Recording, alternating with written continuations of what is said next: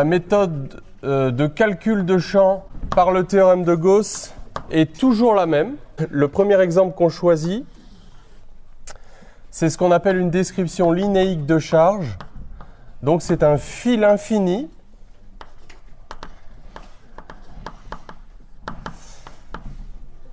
et donc la charge est uniformément répartie sur ce fil avec une densité linéique lambda est égale à dq sur dl. Et donc le but de l'exercice, c'est de calculer le champ électrique et aussi de calculer le potentiel électrostatique créé par cette distribution de charge. Alors on va tout de suite mettre en place la méthode de résolution qui va nous servir dans tous les exemples qu'on va faire ce matin. J'ai essayé de commencer par l'exemple le plus simple. Et puis vous allez voir que les exemples vont peut-être un peu se compliquer au fur et à mesure, mais les ingrédients de base seront toujours les mêmes.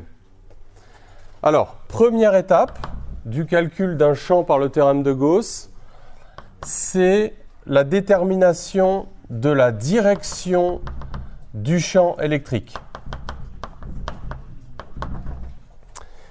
Et pour ça, on va partir à la recherche de plans de symétrie de la distribution de charge, qui, comme on l'a vu, sont aussi des plans de symétrie du champ électrique lui-même, et éventuellement, mais ça ce sera beaucoup plus rare, de plans d'antisymétrie de la distribution de charge, parce que si on en avait un, ce serait formidable.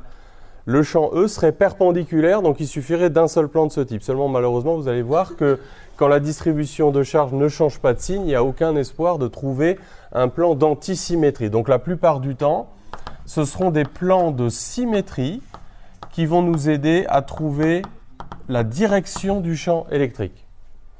Donc on prend un point M dans l'espace. Il est n'importe où, sauf sur le fil. Vous verrez pourquoi tout à l'heure. Et donc la première étape, c'est de trouver au moins deux plans de symétrie, mais qui passent par le point M. J'insiste là-dessus parce que très souvent, les étudiants ils trouvent des plans de symétrie, mais manque de bol, ils ne passent pas par M. Alors si moi je veux trouver la direction du champ E au point M, il faut que je prenne un plan de symétrie qui passe par M. Le système de coordonnées qu'on va adopter, il faut qu'il soit adapté à la symétrie de la distribution de charge. Et donc on va voir ici que la distribution de charge, bon, elle est linéique, mais elle est invariante par rotation et elle est invariante par translation. Donc ce sont les coordonnées cylindriques qui vont être les plus adaptées. Donc ER, ça veut dire que si je projette le point M sur l'axe ici, donc ER c'est le vecteur unitaire de H vers M, et donc le vecteur Eθ va vers le fond. Donc on va travailler en cylindrique. Alors, qui a une idée de me donner, je rappelle que le fil est infini, il me faudrait au moins deux plans de symétrie qui passent par M. Donc, quand vous donnez un plan de symétrie, voilà les consignes que je vous donne.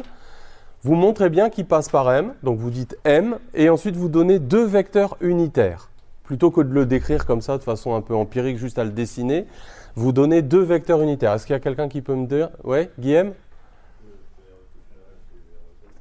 Ouais, alors là tout de suite, tu m'as donné les deux intéressants. Donc MEREθ, donc c'est le plan horizontal comme ça. Effectivement, alors pourquoi est-ce que c'est un plan de symétrie? Ouais, le fil est infini, donc on voit bien que par rapport, c'est H, l'intersection, la projection, donc on voit bien qu'on a deux demi-fils infinis, donc ça c'est bien. Je rappelle ce que c'est qu'un plan de symétrie, ça veut dire que la distribution de charge, elle est symétrique de part et d'autre du plan. Donc vous voyez bien qu'effectivement ça fonctionne très bien. Donc, en plan de symétrie, on aura donc M, ER, Eθ. Bon, alors encore une fois, il faut que vous ayez un minimum de vision dans l'espace, mais vous allez voir, c'est toujours un peu les mêmes recettes. Et tu m'en as donné un autre. Alors, M, ER, EZ, c'est en fait, on pourrait dire, le plan du tableau qui contient le fil. Alors, est-ce que tout le monde voit pourquoi si ce plan contient le fil, c'est un plan de symétrie? Parce que tout point du fil est confondu avec son propre symétrique, donc il porte la même charge, et en dehors de ça, il n'y a rien du tout. Donc, effectivement, c'est un plan de symétrie. Donc, celui-là, on va l'appeler pi1, et puis M, ER, EZ, égale pi 2. Est-ce que quelqu'un en voit un autre? Alors parfois, j'ai des étudiants qui me disent M θ EZ. Est-ce que ce serait un plan de symétrie, ça? M θ EZ. Non, pourquoi? Parce que c'est un plan qui est comme ça, mais il n'est pas un plan de symétrie parce qu'il n'y a pas de charge de l'autre côté, symétriquement. Donc vous voyez, ce n'est pas un plan de symétrie. Donc, on sait que... Alors, il faut toujours rappeler la propriété des champs électriques par rapport donc, au plan de symétrie. Il appartient simultanément à ces deux plans, et il nous faut toujours deux plans de symétrie dans ces cas-là, donc il appartient à leur intersection. Leur intersection, on voit bien, c'est le vecteur qui est commun déjà. Vous voyez, rien qu'avoir à noter les plans comme ça, c'est le vecteur qui est en commun. Donc c'est le vecteur ER.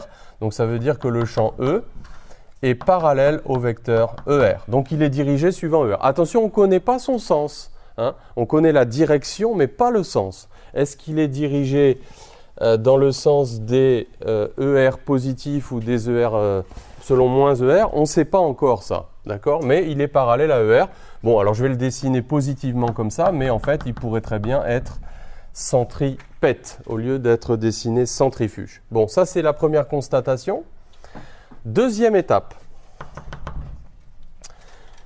c'est la détermination de la dépendance de la norme de E vis-à-vis des coordonnées. Alors, qu'est-ce que ça veut dire, ça? Dépendance de la norme de E vis-à-vis des coordonnées. C'est-à-dire que le champ E dépend a priori, puisqu'on s'est placé en coordonnées cylindriques, des trois variables R, θ et Z. On a choisi de se mettre en cylindrique. On sait déjà qu'il est dirigé selon ER. Donc ça, c'est un acquis. Mais ce n'est pas parce qu'il est dirigé selon ER que ça impose quoi que ce soit sur la dépendance des coordonnées de E.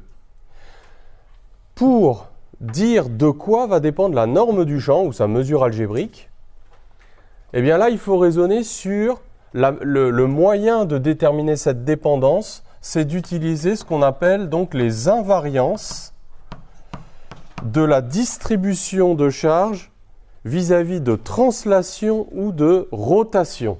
Alors, qu'est-ce que ça veut dire? Ben, ça veut dire que ici, le fil est infini. Donc, la norme du champ ne va pas dépendre de Z, puisque la distribution de charge est invariante par translation le long de Z. Donc, il est normal que la situation, les conséquences de la présence de la charge, c'est l'existence du champ. Elle est aussi donc invariante par translation le long de OZ. Et puis on voit que le fil, bon, il est filiforme, et donc la situation est également invariante par rotation. Donc il y aura généralement ces deux types d'invariance. Donc invariance par rotation autour de OZ. Donc ça, c'est typiquement ce qu'on appelle une symétrie cylindrique. Donc si j'ai commencé par cet exemple-là, c'est parce qu'il est spécialement simple, mais vous allez voir qu'on va toujours vous faire travailler avec des systèmes qui ont beaucoup d'invariance, donc par rotation, autour de OZ. Et donc le champ ne dépendra que de la distance à l'axe. Alors surtout, distinguez bien ces deux étapes. Elles ne sont pas confondues, il faut bien les séparer. Vous verrez qu'en particulier pour le calcul des champs magnétiques, ça deviendra d'autant plus crucial. Bon, là, le champ est selon ER et il dépend de R. Mais ce n'est pas parce qu'il est selon R qu'il dépend de R. Conclusion de ces deux premières étapes. Donc, c'est un préalable complètement indispensable à toute application du théorème de Gauss. C'est de déterminer la forme du champ. Vous voyez, ce n'est pas compliqué. Ce sera toujours la même chose. Alors, troisième étape.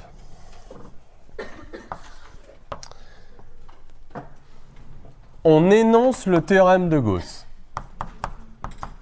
Alors, je vous rappelle que le théorème de Gauss, bon, c'est un outil assez abstrait, mais c'est un outil intermédiaire pour calculer donc, les champs électriques à partir de l'équation de Maxwell-Gauss. Donc ça, c'est la version, je dirais, locale du théorème, avec ici la densité volumique de charge, qui conduit donc au théorème de Gauss. Donc ça c'est l'équation de Maxwell-Gauss, je voulais simplement rappeler. Mais le théorème de Gauss, donc c'est la version intégrée de ça. Donc surtout en particulier à l'oral, énoncez-le en français, même si vous écrivez la formule. Donc le flux du champ électrostatique à travers toute surface fermée, voilà comment il faut le dire. Et je vous rappelle que la surface fermée est toujours orientée vers l'extérieur. La charge intérieure divisée par epsilon 0. Donc imprégnez-vous bien de cette phrase. Et s'il vous plaît, pas de double intégrale ronde, je ne sais pas quoi. Le flux du champ électrique à travers toute surface fermée. Donc c'est un théorème un peu abstrait, mais qui en fait est un intermédiaire de calcul pour trouver le champ, et ça traduit le fait que, je vous rappelle cette équation, que le champ diverge à partir de ses sources. Je vous rappelle qu'on avait vérifié très simplement ce calcul-là pour une charge ponctuelle, on avait intégré sur une sphère, on avait vu que le champ il diverge à partir des sources, et donc ça crée un flux à travers les surfaces qui entourent les sources, et c'est pour ça que c'est un intermédiaire de calcul intéressant pour calculer le champ. Une fois que vous avez énoncé le théorème de Gauss, les choses sérieuses commencent. Il faut choisir la surface de Gauss. Alors ça c'est le point peut-être le plus délicat de l'application du théorème, c'est le choix de la surface. Alors vous allez voir que les surfaces, suivant le type de symétrie, sont toujours les mêmes. Mais ce qui est intéressant, c'est que vous compreniez pourquoi, dans telle ou telle situation, on a choisi telle ou telle surface. Et donc on va faire une petite liste de petits critères. Donc quels sont les critères pour choisir la surface? Alors, première chose évidente, c'est qu'il faut que la surface passe par le point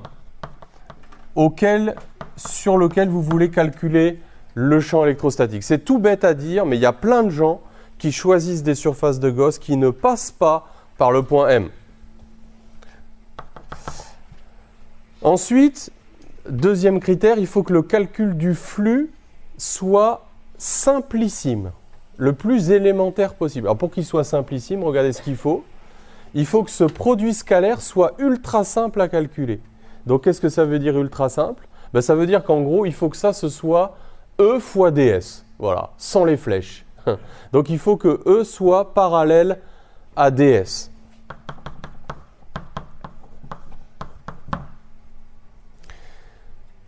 Ou bien, on verra que parfois, on prendra des morceaux de surface pour fabriquer une surface fermée, où cette fois-ci, E sera perpendiculaire à ds. Alors pourquoi? Là, du coup, le produit scalaire sera nul. Troisième critère, si je veux, une fois que j'ai vu que E est parallèle à ds, j'ai effectué le produit scalaire, je veux sortir la norme de E ou la mesure algébrique de E de l'intégrale. Il faut que la norme de E ou la mesure algébrique de E soit constante sur la surface de Gauss.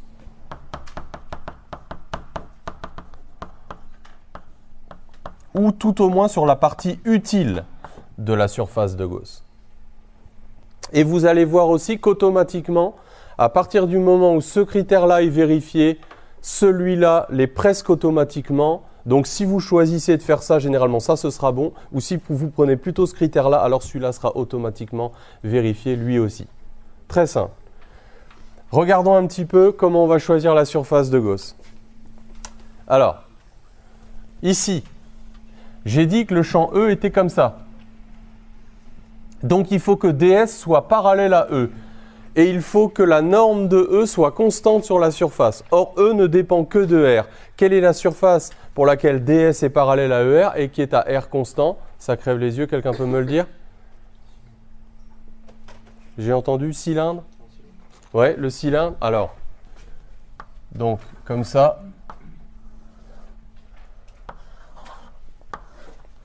Alors attention, la surface de Gauss doit être fermée. Ça veut dire quoi? Ça veut dire que je ne peux pas prendre un cylindre infini. Le point M, mettez-le bien sur le côté latéral. Il y a des gens, vous voyez, ils mettent le point M ici sur l'arête. Ils ne veulent pas se mouiller, ils ne veulent pas dire est-ce que le point M est sur le couvercle ou est-ce qu'il est sur le côté latéral. Il faut bien que les choses soient claires, il faut qu'il soit sur le côté latéral de la surface. Donc là, vous voyez que ces deux critères sont vérifiés. ds est parallèle à E et le champ E est de norme constante. Les deux critères sont vérifiés simultanément. Maintenant, je suis obligé de fermer la surface. Ça veut dire qu'il faut que je rajoute obligatoirement des couvercles. Ça veut dire qu'il faut que j'introduise moi-même une hauteur h de la surface. Donc, c'est à moi de la définir. Voilà, je définis h. Et voilà, j'ai 3 surfaces. Donc ici, j'aurai un DS1. Donc la surface S1 sera le couvercle du haut. J'aurai un DS2, couvercle du bas. Et j'aurai un DS latéral pour la surface latérale, qui est la partie intéressante de la surface. Vous allez voir, c'est très simple, c'est toujours la même chose. Alors, allez, je refais un petit dessin ici.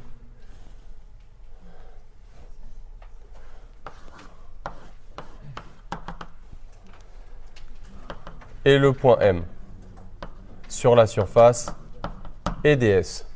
Et je sais que E, bon, s'il n'est pas dirigé selon DS, il est collinaire à DS, soit de même sens, soit en sens contraire. Alors, ça y est, on y va maintenant pour l'application du théorème de Gauss. Une fois que vous avez bien choisi la surface, ça va être trivial. Donc, vous dites que le flux du champ, c'est le flux sur la surface latérale. Vous séparez le flux en 3 contributions ici, puisqu'il y a 3 surfaces.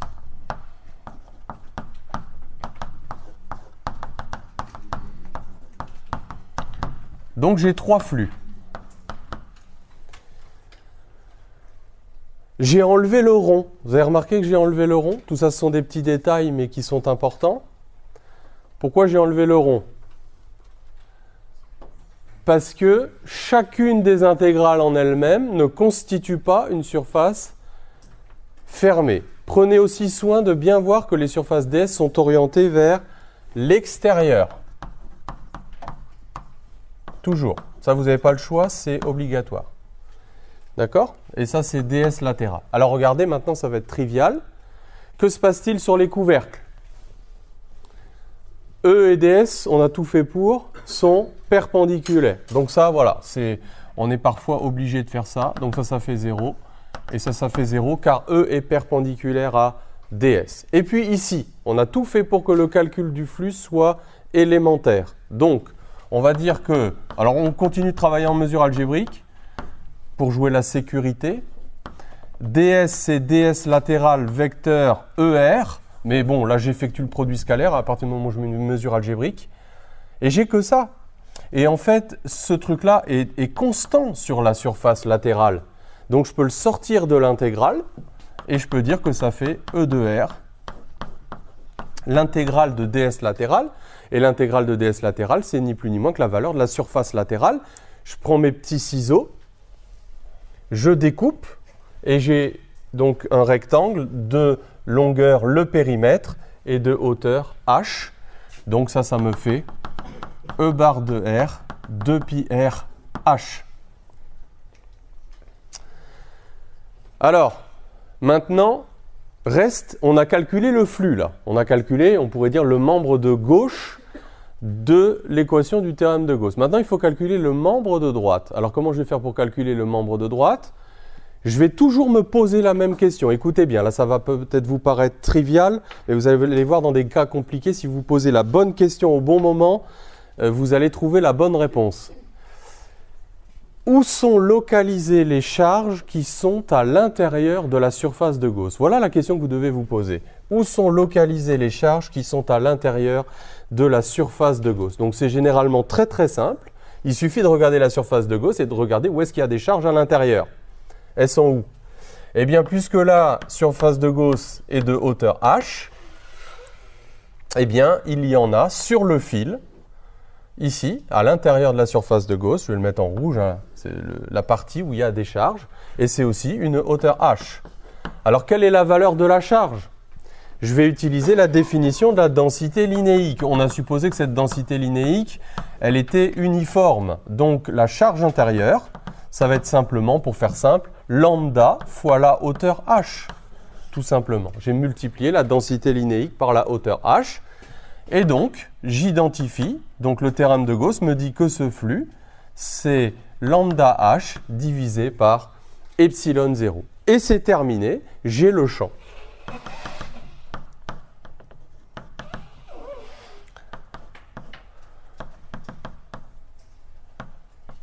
Et les h se sont simplifiés. Vous avez remarqué, c'est vous qui avez introduit cette hauteur h, et à la fin, il n'y a plus de h.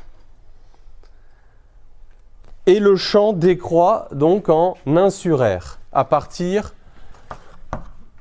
donc il est comme ça. Alors on va voir que voilà, le champ diverge quand r tend vers 0, mais ça on va voir que c'est lié à la modélisation. Hein, tout à l'heure on va faire le fil chargé en volume et on verra comment lever cette divergence quand r tend vers 0, mais pour l'instant on a ça. Alors voilà, si lambda est positif, vous voyez que le champ, c'est pour ça que j'ai bien fait de garder une mesure algébrique, le champ est centrifuge. Si lambda est négatif, pourquoi pas, ça pourrait être un fil chargé négativement, le champ est centripète. Donc on a bien fait de garder une mesure algébrique. Vous voyez que le signe de E sort lui-même du calcul. Ça va? Pas de questions? Dernière étape, on va calculer le potentiel électrostatique associé à cette distribution. Moi, je suis vraiment allé très lentement sur ce premier exemple, hein, pour que vous voyez bien les différentes étapes. Dans les exemples qui vont suivre, ça ira sûrement un petit peu plus vite. Mais c'était bien de le faire comme ça. Alors, E est égal à moins gradient V. On écrit le gradient en coordonnées cylindriques. Donc on est dans la base ER, Eθ, Ez. Je vous rappelle que le potentiel c'est un scalaire, ce n'est pas un vecteur. Et vous identifiez avec l'expression du champ, qui est donc dirigé selon ER, donc qui vaut lambda sur 2pi epsilon 0 R ER. Alors, on voit que le potentiel qui a priori était lui aussi une fonction des trois variables R, θ et Z, ces deux dérivées partielles par rapport à θ et par rapport à Z sont nulles puisque je l'identifie avec le champ qui lui est dirigé uniquement selon EZ. Donc le potentiel ne dépend ni de θ ni de Z, il ne dépend que de R et la petite équation que j'ai intégrée, vous savez ça ressemble quand vous cherchez une énergie potentielle associée à une force, hein, donc c'est le même type de calcul. dV sur dr est égal à moins lambda sur 2pi epsilon 0 R.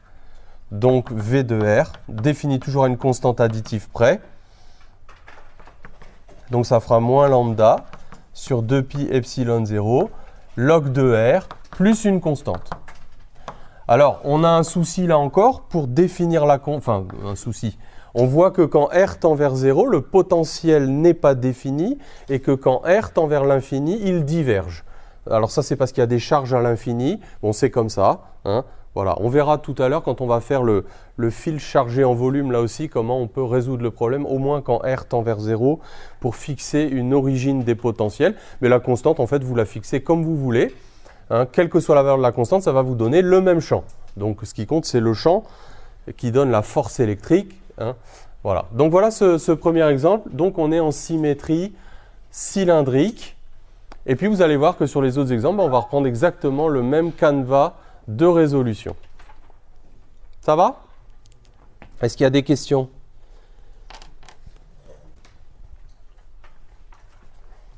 Donc le deuxième exemple, qui est lui aussi un exemple à symétrie cylindrique, mais avec une densité volumique de charge. C'est donc un cylindre infini de rayon petit a, mais cette fois-ci, ce n'est plus une densité linéique de charge, c'est une densité volumique. Donc on dit que ρ, c'est donc la charge par unité de volume et qu'elle est uniforme à l'intérieur du cylindre et qu'elle est nulle à l'extérieur du cylindre. Et donc le but, là, ça va être de calculer le champ dans tout l'espace, y compris à l'intérieur du cylindre et aussi le potentiel. D'accord? Alors ça, c'est encore un problème à symétrie cylindrique. Il faut bien que vous identifiez le fait que quand une distribution de charge est invariante par translation, je vous rappelle que le cylindre est infini, et par rotation autour de l'axe Z, c'est ce qu'on appelle un problème à symétrie cylindrique. Et tous les systèmes à symétrie cylindrique vont se traiter de la même façon. C'est pour ça que si vous en maîtrisez un, vous les maîtrisez tous. Je prends un point M dans l'espace et là, je peux le prendre à l'intérieur comme à l'extérieur. Tenez, j'ai envie de le prendre à l'intérieur. Voilà. Mais ne le mettez pas à la frontière ici. Hein, ça, ce serait un cas particulier, vous voyez. Mettez-le soit à l'intérieur, soit à l'extérieur, mais ne le prenez pas en petit a, en R égale petit a. Alors, est-ce qu'on se souvient des différentes étapes de résolution par le théorème de Gauss? On a bien fait tout laisser au tableau, parce que vous allez voir que si vous avez fait l'exemple précédent et que vous avez tout compris, là, vous avez encore tout compris. Première étape, ouais, on matraque les choses, on cherche la direction de E. Comment on va trouver la direction de E? Il faut qu'on trouve au moins deux plans de symétrie de la distribution de charges qui passent par le point M. Alors, on a un problème à symétrie cylindrique. Est-ce que les deux plans qu'on avait déterminés tout à l'heure fonctionnent encore? Donc, je dessine la base locale des coordonnées cylindriques. D'accord? Voilà. ER, Eθ, EZ. Alors, le plan horizontal passant par M, est-ce qu'il est encore un plan de symétrie pour les charges?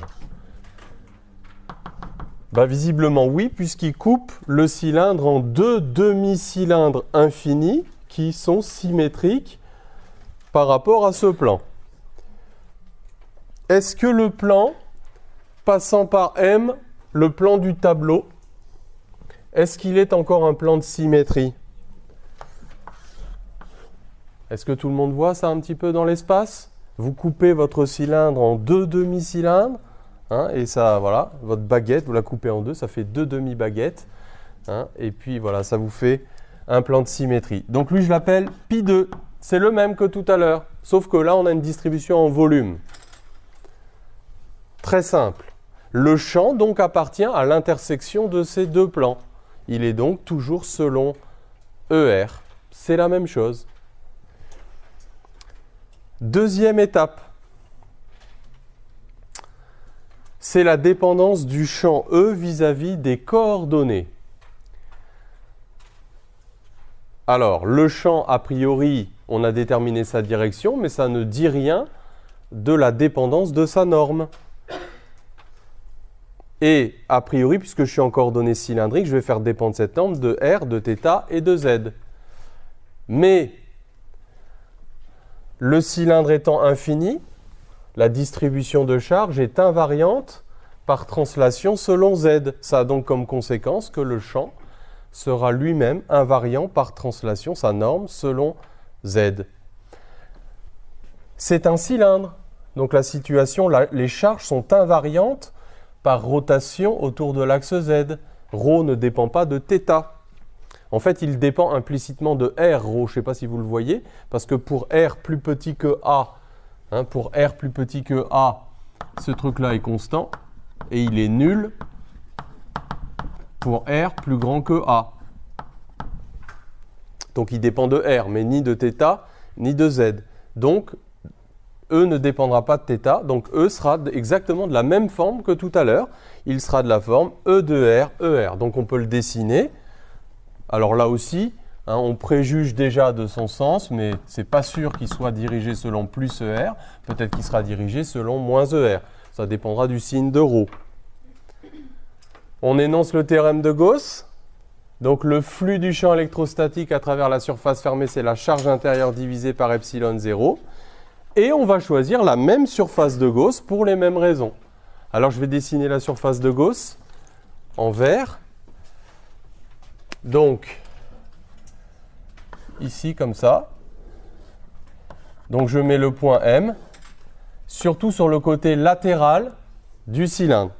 Alors là, regardez bien, la grosse erreur qui est très souvent faite, c'est que on est tenté de prendre comme surface de Gauss la surface du cylindre lui-même, vous voyez, c'est-à-dire d'aller jusqu'au bord ici. Mais quel est l'inconvénient de ce choix? Est-ce que ça peut convenir comme surface de Gauss? Bien sûr, un théorème de Gauss qui engloberait cette surface serait également vrai. Mais pourquoi je ne choisis pas comme surface de Gauss la surface blanche, celle qui délimitait la distribution de charge. Quel est le critère qui n'est pas satisfait si je choisis ça? C'est le premier. Elle ne passe pas par M. D'accord? Donc, ce n'est pas ce choix-là qu'il faut que je fasse. Je vais choisir la surface de Gauss dont la surface latérale passe par M. C'est tout simple à dire, mais croyez-moi, à ce stade-là, il y a beaucoup de gens qui choisissent la surface qui est délimitée par la distribution de charge elle-même. Vous voyez, ce n'est pas ça qui est intéressant. Il faut choisir. Donc, et on va fixer la hauteur H, comme tout à l'heure. Et on a nos couvercles, comme tout à l'heure. Je passe plus rapidement, puisqu'on vient de justifier pourquoi tout à l'heure ce choix était judicieux. Oui, Thomas? Alors, ici, on a pris M à l'intérieur du cylindre. Oui. Comme surface, si on prend M à l'extérieur du cylindre. Alors, on va le faire tout à l'heure, mais tu feras exactement le même choix, c'est-à-dire que la surface de Gauss, elle doit passer par M. À ce moment-là, je peux tout de suite te faire un mini dessin. Si le point M est à l'extérieur, tu prends le point M ici. Donc à ce moment-là, j'ai dessiné un morceau de cylindre. Tu prendras une surface de Gauss qui va englober comme ça la distribution de charge. On va voir ça tout à l'heure. Justement, c'est maintenant la petite difficulté supplémentaire qui va apparaître dans ce cas précis. Alors, allez, je refais un petit dessin très schématique ici. Donc la distribution de charge, infinie, l'axe Z. Ah ben tiens, allez, tout de suite pour répondre à la question de Thomas, on peut refaire un dessin, mais cette fois-ci, on met le point M à l'extérieur. Et la surface de Gauss, elle passe par M. Ce n'est pas la distribution qui délimite les charges. On est bien clair là-dessus. Donc on a un DS latéral, on a un DS1 et on a un DS2. Comme tout à l'heure, orienté vers l'extérieur. Et on a fixé la hauteur H du cylindre. De toute façon, on va voir qu'on va être amené à distinguer les deux cas. Alors regardons première étape, maintenant le calcul du flux. Moi je ne réécris pas tout, mais je pense que vous sur vos notes, vous êtes bien obligés un petit peu de reprendre tout en note. Alors, le calcul du flux, est-ce qu'il va changer par rapport à ce qu'on vient de faire d'après vous? Regardez, de quoi dépend le calcul de ce flux? Finalement, il dépend que de la géométrie de la surface de Gauss et de la dépendance de E de sa structure. Donc, on a séparé l'intégrale en trois. Pour les mêmes raisons, les deux intégrales sur les couvercles sont nulles. Pour les mêmes raisons, on a le flux latéral qui n'est pas nul. Pour les mêmes raisons, je peux le sortir de l'intégrale. Pour les mêmes raisons, j'ai le même calcul du flux. Mais qu'est-ce qui va changer? Quelle est la question magique que je dois me poser? Et là, vous allez voir qu'elle prend tout son sens. La question, c'est où sont localisées, je vous conseille vraiment de la graver dans votre tête parce que vous allez voir qu'elle va vous rendre bien des services. Où sont localisées les charges qui sont où?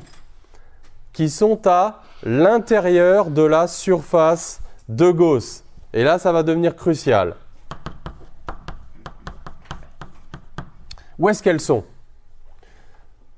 Et là, Thomas, tu as bien fait de te poser la question de savoir si le point M il est à l'intérieur ou à l'extérieur, parce que la réponse à cette question va être différente.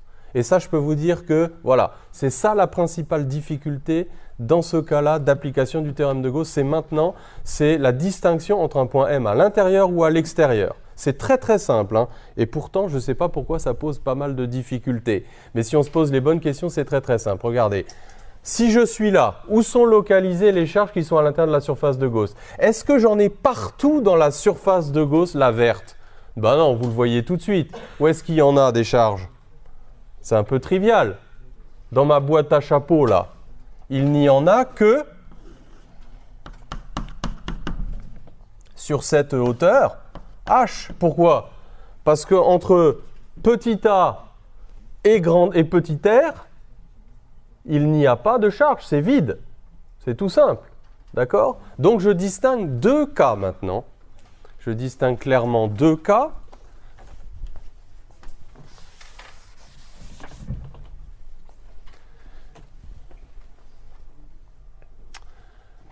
Donc où sont localisées les charges à l'intérieur de la surface de Gauss. Si petit r est plus grand que grand A,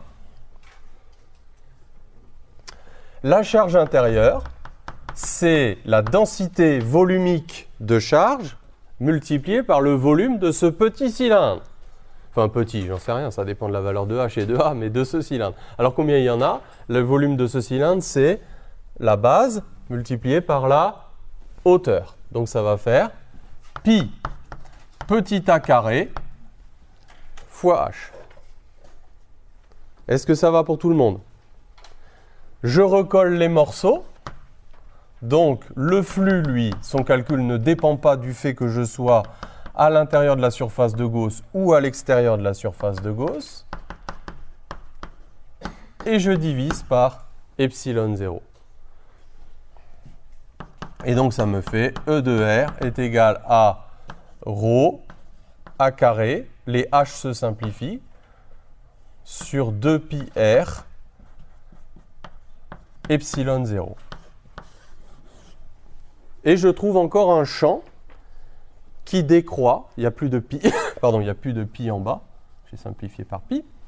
Donc ρ A carré sur 2R epsilon 0, c'est un champ qui décroît en 1 sur R. Tiens, comme tout à l'heure, à l'extérieur du fil. Vous voyez, tout à l'heure, on était forcément à l'extérieur du fil, il était sans dimension, sans rayon. Rayon qui tend vers 0. Quand R est plus petit que A, alors là, ça mériterait presque un deuxième dessin. C'était celui qui était là-haut, mais je peux le refaire ici. Allez, je prends un point M, je le change de place, et voilà ma surface de Gauss. Allez, j'ai pris la même hauteur H.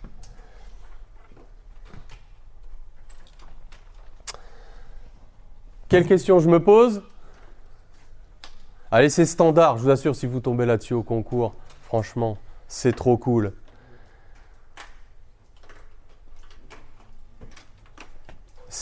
La question c'est, où sont localisées les charges qui sont à l'intérieur de la surface de Gauss? Est-ce qu'il y en a jusqu'en petit r égale A? Là aussi, c'est trivial? Non. Puisque comme le point M est à l'intérieur, je ne dois pas prendre les charges qui sont à l'extérieur. C'est bête à dire, hein? Mais je ne dois pas prendre les charges qui sont à l'extérieur de la surface de Gauss. Je dois compter que celles qui sont à l'intérieur. Donc il faut que je m'arrête en petit r. Et je ne dois pas compter les charges qui sont entre petit r et petit a. Tout simple. Donc qu'est-ce qui va changer ici? Q intérieur, ça va être égal à quoi? Donc à ρ, pi petit r carré fois h. Allez, si vous avez compris cet exemple-là, après, dès qu'on aura des distributions au volume, intérieur-extérieur, vous aurez compris cette difficulté-là, et ce sera tout le temps pareil. On recolle les morceaux. Donc E bar de R, 2 pi RH est égal à ρ, pi R carré sur H divisé par epsilon 0. Et donc on aura E bar de R est égal à ρ. Alors cette fois-ci, on peut simplifier par R. Donc on n'a pas la même dépendance en R qu'à l'extérieur sur 2 epsilon 0. Donc voilà le champ à l'intérieur du cylindre. Et on peut faire un dessin. Évidemment, tout est résumé sur le profil du champ. Alors si ρ est positif, E sera positif. Si ρ est négatif, E sera négatif. Je suppose que ρ est positif sur le dessin. Donc le champ va croître linéairement à l'intérieur et il va décroître en 1 sur R à l'extérieur. Et regardez, c'est super parce que vous avez un moyen d'auto-vérification immédiat qui est que ici, regardez ce que j'ai déjà supposé, vous avez la continuité du champ. Alors pour les distributions volumiques, ça notez-le, je n'ai pas encore assez insisté là-dessus, mais à chaque fois vous aurez la continuité du champ. Autrement dit, si vos formules se raccordent par continuité, vous avez tout gagné, ça y est, ça veut dire que vous avez bon. Hein, on peut dire ça comme ça, ce serait quand même incroyable que vous trouviez 2 erreurs et que vous trouviez quand même une continuité du champ. Hein, donc on peut dire que vous avez bon. Donc en R égale A, regardez, les deux formules vous donnent le même champ. Rho A sur 2 epsilon 0. Ça va pour tout le monde? Alors non seulement vous avez ça, mais maintenant, on va voir le lien, parce que là aussi, je n'ai pas beaucoup insisté là-dessus pour ne pas dire pas du tout, le lien qui existe entre la modélisation linéique et la modélisation volumique. Quel lien existe-t-il? Revenons à ce qu'on a fait tout à l'heure dans la modélisation linéique. Je ne sais pas si vous l'avez encore sous les yeux, mais on avait un champ qui était comme ça, qui variait comme ici à l'extérieur du fil. Et il variait, vous avez la formule? C'était quoi? Rappelez-la moi. La formule. C'était lambda sur 2pi epsilon 0 petit r, c'est ça? C'était ça le champ? Alors regardez, qu'est-ce que c'est en réalité qu'une modélisation filiforme? Eh bien, ça n'est rien d'autre qu'une modélisation volumique. Pour lever toujours ces histoires de divergence du champ, il faut toujours revenir à ce que c'est qu'une modélisation filiforme. En fait, ça n'existe pas le fil chargé linéiquement. En fait, un fil chargé linéiquement, si je fais un zoom dessus et que je le regarde suffisamment près, il a toujours un certain rayon. Et donc, qu'est-ce que c'est qu'une modélisation filiforme? Ça veut dire que la distance d'observation du fil est très très grande devant la taille du fil. Et donc, en réalité, ce fil, il a un certain rayon. Et donc, si je veux savoir ce qui se passe à l'intérieur du fil, il faut que je revienne à la modélisation volumique. Mais quel est le lien entre lambda et ρ? Regardez le lien entre lambda et ρ. Eh bien, voilà, en réalité, ce fil, il a un rayon. Donc, pour trouver le lien entre lambda et ρ, je vais faire le petit raisonnement suivant, très très simple. Je vais dire, isolons une hauteur dl ou dz de fil. Et là aussi, eh bien, ces deux morceaux contiennent la même charge. Et c'est ça qui va me permettre d'identifier la modélisation linéique avec la modélisation volumique. Donc, quelle est la charge portée dQ dans la modélisation volumique?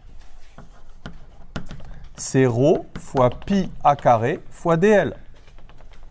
Parce que j'ai pris le petit cylindre. Bon, j'aurais pu prendre une hauteur h. Quelle est la charge portée ici?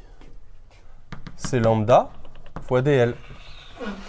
Et donc, je vois qu'en réalité, lambda, c'est la limite du produit ρ fois la section, la surface du disque, quand a tend vers 0, ce qui mathématiquement me crée une divergence pour ρ. C'est-à-dire que pour que le produit ρ fois a carré alors que a tend vers 0 reste constant égal à lambda, ça veut dire que mathématiquement j'ai fait tendre ρ vers l'infini. Ça fait une forme indéterminée, 0 fois l'infini, qui peut être éventuellement fini, vous voyez.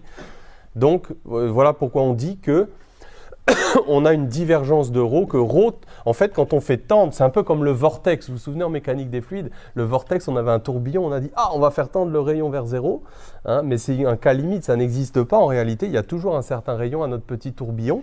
Et bien là, c'est un peu pareil. Lambda, voilà, c'est la limite du produit ρ fois pi a carré quand a tend vers 0 et quand ρ tend vers l'infini. Ce qui explique pourquoi, ici, on avait un champ qui tendait vers l'infini.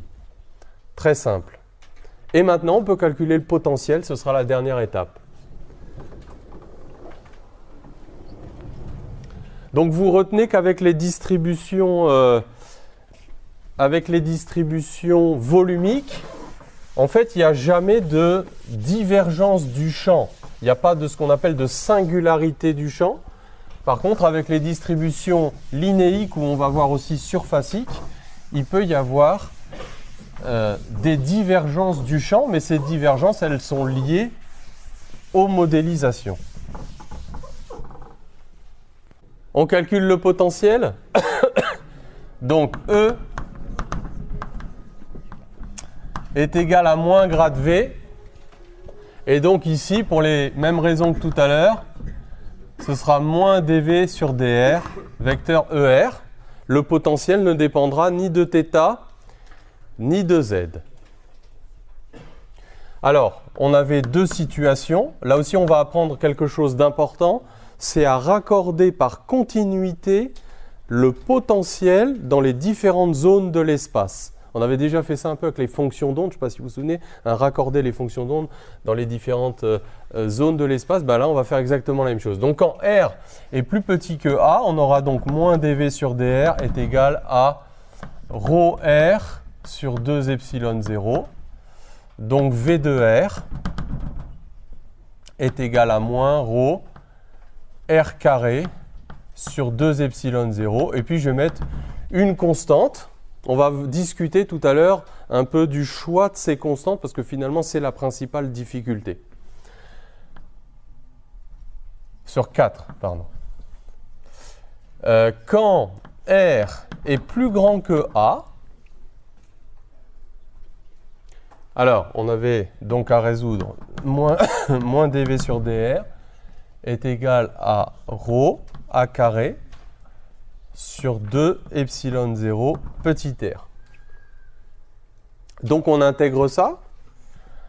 Donc ça va nous donner V de R est égal à moins rho A carré sur 2 epsilon 0 logarithme de R. Bon, plus, attention, une autre constante. Alors regardez un petit peu. J'ai deux constantes d'intégration à déterminer. La seule condition que je vais fixer, c'est la continuité du potentiel en R égale A. Ce qui va finalement me donner une seule condition sur ces deux constantes. Alors ça signifie quoi? Ben, ça signifie que je peux choisir arbitrairement l'une des deux et l'autre sera automatiquement fixé. Et ce choix, c'est celui que je veux. Je fais ce que je veux, en fait, parce que le champ ne dépendra pas du choix de la constante. Donc, je fais ce que je veux. Allez, si je choisis, par exemple, de prendre cette constante égale à 0, c'est mon choix. Du coup, il faudra que le champ soit continu. Donc, il faudra que j'écrive la continuité. Donc, il faudra que... Alors, regardez un petit peu comment est-ce qu'on pourrait s'arranger pour que on retrouve la bonne constante. Si je mets log de R sur A comme ça, ce qui revient en fait à ajouter une constante, hein, parce que le log d'un quotient, c'est la différence. Du coup, ce truc-là s'annule en R égale A, et du coup, la constante ici vaudra la valeur du potentiel ici. Bon, vous pouvez le faire en 2 lignes de plus, hein, mais ça va vous donner ça. Voilà. Alors, du coup, comment est le potentiel V de R? Alors, ce sera un morceau de parabole avec sa concavité vers le bas pour jusque A. Et puis ici, donc on aura un moins log de R. Donc on aura un truc comme ça. Et ici, vous aurez en fait... Alors, vous aurez... c'est pas une tangente verticale, hein. Vous aurez un point d'inflexion et vous aurez aussi continuité des tangentes. Alors pourquoi est-ce que vous aurez continuité des tangentes? Il n'y a pas de point anguleux ici. Ben, c'est parce que la dérivée, elle est reliée au champ électrique. Il y a des questions? Simplement, ce que tu fais, tu dis cherchons la constante prime et j'identifie le potentiel en R égale A des deux côtés. Donc tu remplaces R par A et là R par A, et puis tu vois, tu réinjectes la constante et ça te donne ça. Voilà. Tu n'as qu'à le voir comme ça. Ça sera plus simple. Plus naturel. Bon, ben voilà. Donc là, on a fait un exemple en symétrie cylindrique. Alors maintenant, on a encore deux grandes catégories à voir. Les symétries planes et les symétries sphériques. Et on aura fait le tour du théorème de Gauss. Il ne pourra pratiquement plus rien vous arriver.